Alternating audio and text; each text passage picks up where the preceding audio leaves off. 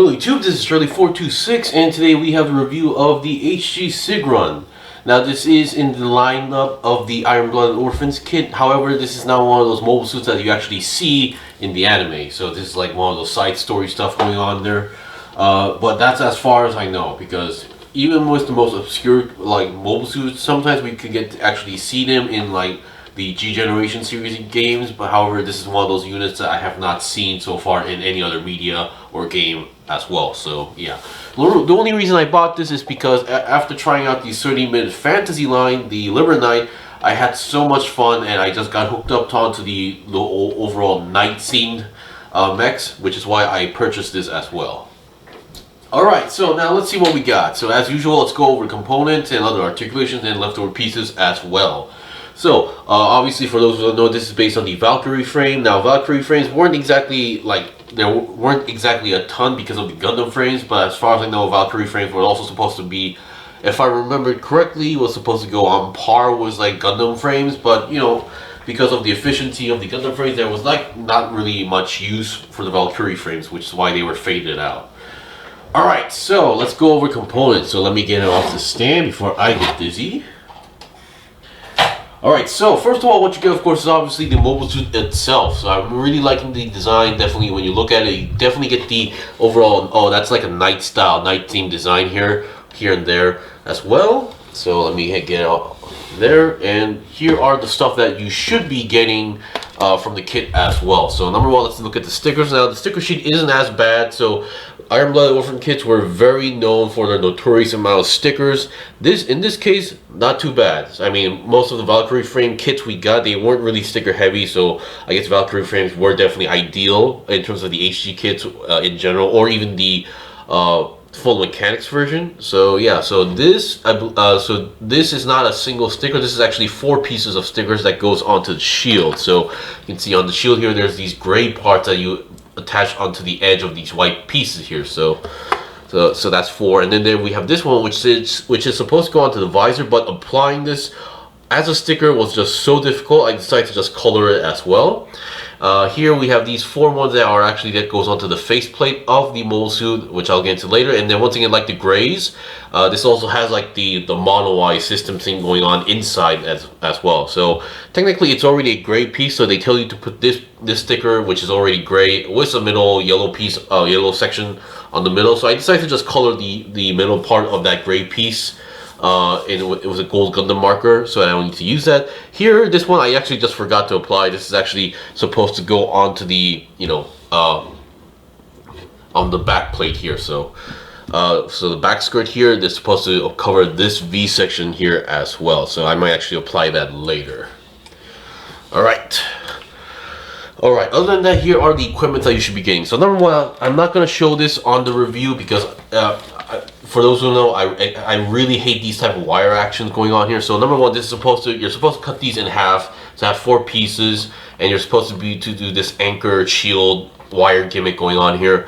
Now the reason why I don't like these is because these are actually pretty weak than you think. So it's really difficult to maintain this clean straight look. Every time you jumble around with it, you move it around, the shape it's gonna get affected, and eventually it's gonna get extremely messy in the long run. And once again, another issue is that these are actually pretty weak. So sometimes when you try to do the wire action, and if the end section here that's supposed to be floating is a bit heavy, it's gonna drop down. So yeah, these are not ideal. I seen a video where they actually use just copper wire, and that's much more effective. So if you're a bit serious on these wire gimmick actions, do go for the copper wires.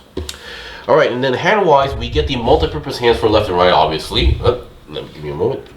There we go. Oh boy. So, but for the weapons, so we get this rapier, which is actually pretty cool. I do like the style and color scheme going on here. A little bit short if you ask me for a rapier, but once again, it's a rapier. But to get the certain poses like the stance, they give you a angled hand. So once again, once you hold it, you have a much more easier time making a face forward without moving too much of the arm. So this is actually a very good ideal hand going on here. And then for the other left hand, we get a open hand for posing purposes. You only get one open hand, which is for the left hand. And then here we have the shield, nothing special. This is how it works. You put the wire there and then the other wire here to use the anchor. Once again, there's 4 of these, so I would say this is weapon-wise, I guess this would be a more efficient shield, but once again, I'm not sure how often they'll be using all 4 of them at the same time. And then we have this peg to connect to the arm. Alright, now let's talk about leftover parts here. So number 1, we do get some leftover polycaps. Now these days, Gunpla, the more recent the Gunpla is, they're trying to reduce the usage of polycaps. While, like I said before, the polycaps made by Bandai are like the top-notch ones. They will last pretty long, but eventually in the long run, because these are eventually made out of rubber, they are going to either extend, stretch, or even rip. And once that happens, certain parts will not stay together, or they're going to get very loose. So Bandai is trying to fix that by not using these at all. So yeah, but once again, at least Bandai ones, they last long forever. Not forever, but they last longer compared to other brands like Flame Toys. Alright, this one is just a leftover. This is a leftover piece, more of like a repeat of those white parts in the feet, so that's not much of a big deal. And this part now, HG wise, I haven't built many Valkyrie frames. Heck, there's not even much to try at the first place. But once again, as far as I know, like these parts here are supposed to be like one of those parts that you use if you're just building the frame, if I understood it correctly. But because you're building right away on the the most, there's some parts that you don't actually use it. So these are the parts that I assume that's just meant for if you're just making the frame. But if I'm wrong, do let me know, because yeah, because the manual does not show like how to make just the frame. Alright, let's see what we got. Alright, so that's pretty much it for the leftover pieces, so that's not too bad. So let's see what we got in terms of articulation here. And I will point out what part was also a sticker and some of the tricky parts regarding the stickers as well.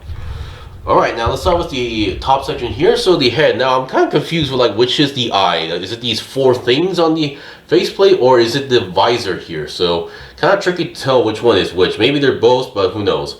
So so this is the part I was talking about regarding the stickers. So if I can get this thing open, there we go. So number 1, we have the mono eye system going on here. So they tell you to put a sticker here. I thought that would be ugly, so I decided to just color the middle section with a Gundam gold marker. I think it turned out okay as well. And then regarding that green sticker, they tell you to apply this sticker here, which is very difficult to squeeze in, because obviously it's not out. The part that you have to apply sticker is not outwards, it's actually inside here as well. So I just decided to use a green metallic Gundam marker to color inside, and it was much easier. Obviously it's a sloppy result, but once again, because you don't actually see the inside of the bottom section, you can make it a mess as long as it's not popping out outwards. So I made sure I sand out the excess parts to make sure when you look at it in front, or as long as you don't look at it from the bottom, it gives out that visor effect going on here. So let me get this back on.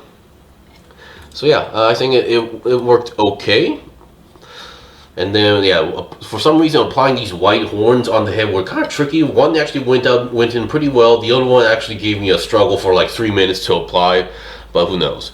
And then when you're applying the stickers, do be careful because they are pretty easy to scratch. I tried to apply them, and while applying like one of the few stickers, I was actually touching the other one as well. Hence, I got these scratches on these stickers.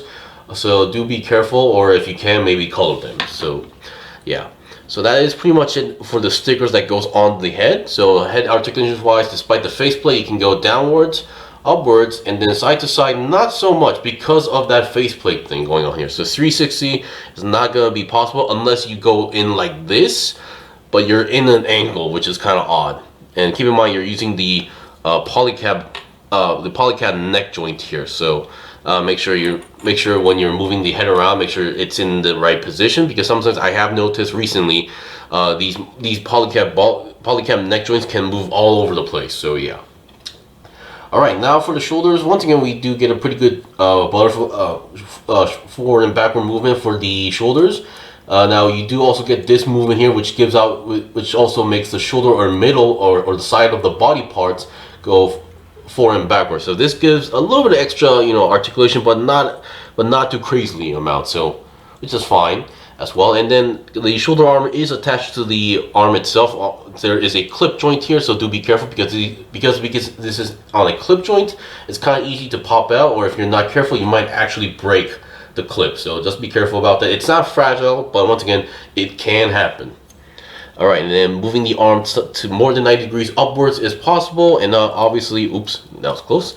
360 twist on the arm is possible. A little bit stiff on mine, but that's actually pretty good, better than loose. And then because the arm itself is on a ball joint, 360 on the entire arm is possible. And as you can see, that's how I popped out the shoulder armor as well. So yeah, this is the way how it works. So it is easy to a little bit pop out depending on how you grab the shoulder, but you know, it's not extremely loose, so I'm gonna go with it. And then oh boy. And then the bend on the arm is pretty good, more than 90 degrees is possible. And you can see these holes here on the arm, even on the other side. This is where you connect the shield, so no big deal. And hands are your typical ball jointed hands as well.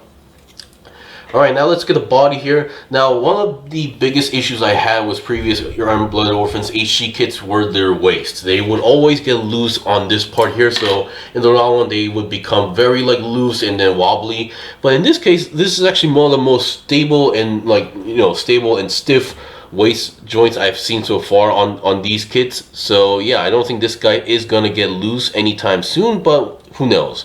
So you can go 360 because of the structure and design, and then we do have a little bit of ab crunch going on here, so make sure you're in that ideal position. And then once again, we do have these thrusters that can move slightly upwards and backwards as well. Keep in mind these antenna looking things are also connected to these parts, so they will move together. Now, one of the parts I'm not the biggest fan of is this front skirt. This is like one of the weird design and also kind of large, one of the large-ish styles I've ever seen so far. This thing is actually just on a simple ball joint, if I remember correctly. Yeah, this is on a single ball joint for some reason, so it can move side to side for some reason as well. But going forward, it should be no problem because it is a single piece, and then the back skirt does not move. And now you might think these are side skirts, but technically yes, but they're not actually connected to the waist. They're actually on the sides. So yeah. They're actually pretty in deep, so do be careful not to overdo it and break the joint itself. So, but once again, I don't think it's going to be that easy to break off the joint. So just wanted to let you know. And because of that, we can go forward 90 degrees, forward and bend backwards, also possible, but more in an angle because of the back skirt. And then bend wise, we do get a pretty good bend going on here. We have like this double jointed system going on here, and then we can straighten off the leg pretty easily because of the overall style. Now, one of the things I'm personally not a fan of are these type of feet, so the high heel type feet. Now, I'm not sure engineering wise or physics wise this gives out some sort of a benefit, but I don't think, and kit wise, because there's less surface that's touching the ground, sometimes it's actually pretty tricky to get these guys posing or just standing on their own, because you have to make sure the balance is correct as well and the legs are straightened up. So yeah, I'm not sure what's exactly the benefits here, but yeah, it works, I guess. Alright, and then, oh, I forgot to mention, the legs can also go to the side 90 degrees with no issue as well. Alright, so we've seen the basics of the kit, so I think I'll be right back with the equipment, and we will end it off there. Okay, I'm back. So here we have all the equipment attached. So just would like to mention this thing, or this mobile suit does not have any long-range weapons like a rifle or anything, but I guess it works that way. So far, because most of the Valkyrie frames that we've seen so far as a kit seems to be all like close combat.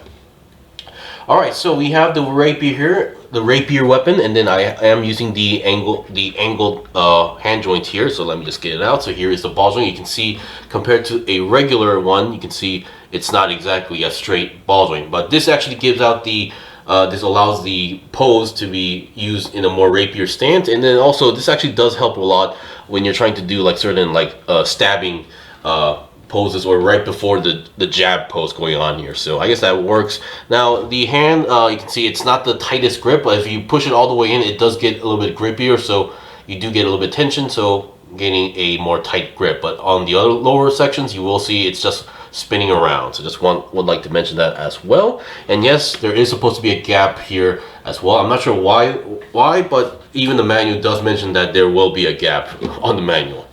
And then we have the shield here. It's just, the shield is, as I mentioned before, it's just connected with a peg onto the arm, so you should have no problems having the shield connected as well. And that is pretty much it for the review. Like I said, I'm not going to be showing the wire action because overall these things do not work the best, so do try to find a alternative, more stronger wire like a copper wire as well. So I believe these are when you exclude the premium Bandai kits. These were one of the few last Iron Blooded Orphan kits to release. I believe they released like at the end like suddenly like 3 to 4 units I think of kits, and yeah, at the time they definitely seemed a little bit more better compared to the previous ones in terms of stickers, stability, and such as well. But once again, if you're a fan of the Valkyrie frames or you're just collecting the Valkyrie frame kits, I would say this is one of the good ones to get as well. Or if you want to have an Iron Blooded Orphan kit that doesn't use many stickers or something different other than a Grays or a Gundam frame, I think this would be another good start for you as well. Or if you're just a fan of night looking designs like me, definitely go for it. Anyway, that was pretty much it for the review. This was the review of the HG Sigrun. If you guys got any questions or requests, leave a comment below. I still have more stuff to buy and build and make reviews out, so please stay tuned.